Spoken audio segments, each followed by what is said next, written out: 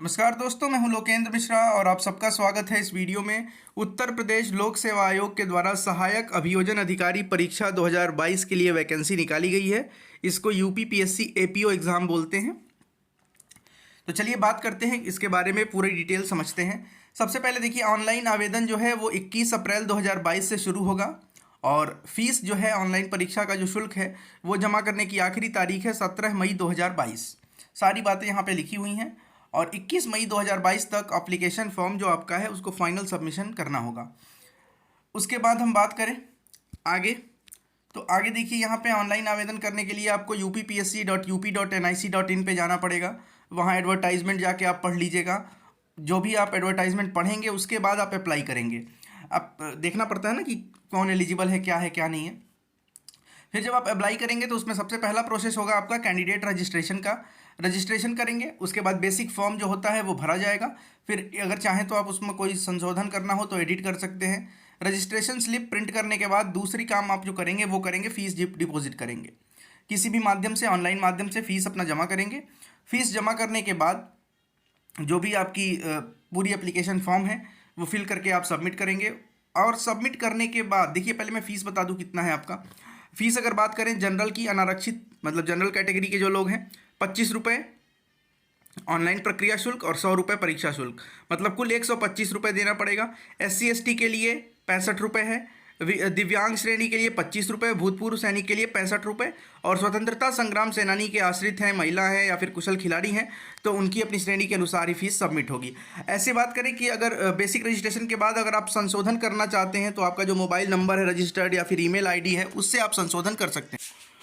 तो जब आप एक बार फॉर्म सबमिट कर लेंगे, संशोधन वगैरह करना चाहें तो कर सकते हैं।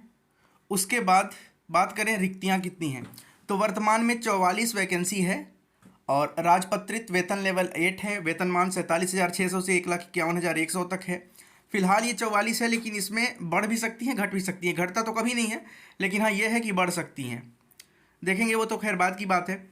उसके बाद हम बात करें परीक्षा के लिए, तो देखिए शैक्षिक योग्यता क्या है, तो आवेदन स्वीकार किए जाने की अंतिम तिथि तक अभ्यर्थियों को मान्यता प्राप्त विश्वविद्यालय से विधि स्नातक यानी आपको LLB होना चाहिए। दूसरा, अधिमानी अर्हता का मतलब ये होता है कि अगर ये होगा तो आपको प्रीफरेंस दिया जाएगा। तो ये सेना में, अगर आपने प्रादेशिक सेना में 2 वर्ष की नौकरी की हो या फिर NCC का B प्रमाण पत्र है आपके पास। तो आयु सीमा की बात करें तो 1 जुलाई 2022 तक 21 वर्ष की आयु होनी चाहिए, ये आप कंफर्म कर लीजिएगा बिल्कुल। और जो आयु सीमा में छूट होती है वो आपको आपकी कैटेगरी के हिसाब से मिल जाएगी। मुख्य परीक्षा और साक्षात्कार के बारे में, तो प्रारंभिक परीक्षा में जो लोग सफल होंगे वो मुख्य परीक्षा के लिए अलाउ किए जाएंगे। मुख्य परीक्षा के लिए फिर आपको फीस देना पड़ेगा। फिर आपका मुख्य परीक्षा होगा, उसके बाद से आपका इंटरव्यू होगा। खैर ये तो बात की बात है, पहले हम प्री की बात कर लेते। तो ये कुल मिलाकर जो भी बातें थी इसमें वो मैंने बता दी हैं। इसको मैं भेज दूंगा आपके अभी टेलीग्राम चैनल में, वहाँ से भी आप देख सकते हैं।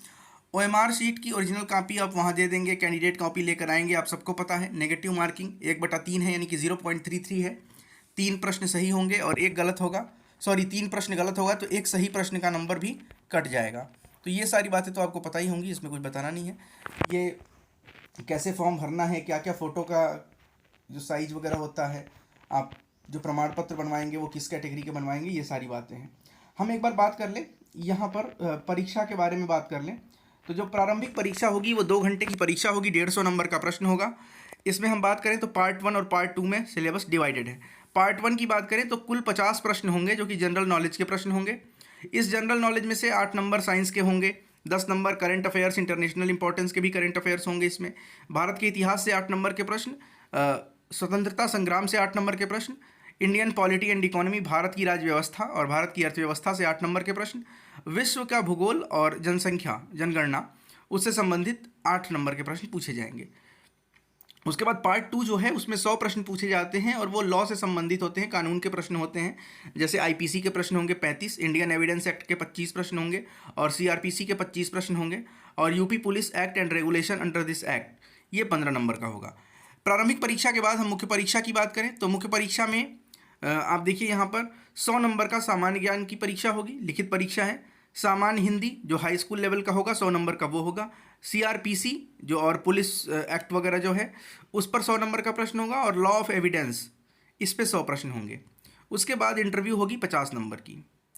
तो इंटरव्यू तो आपको पता ही है कैसे होगा। बहुत बहुत धन्यवाद ये वीडियो देखने के लिए। अगर वीडियो अच्छा लगा तो like comment share, channel subscribe कर लीजिएगा। सारी डिटेल इसमें बता दी गई है। इसके अलावा ये जो नोटिफिकेशन है, कंप्लीट नोटिफिकेशन टेलीग्राम चैनल में डाल दिया गया है। डिस्क्रिप्शन में टेलीग्राम चैनल का लिंक है, वहाँ से डाउनलोड कर लीजिए। बहुत बहुत धन्यवाद।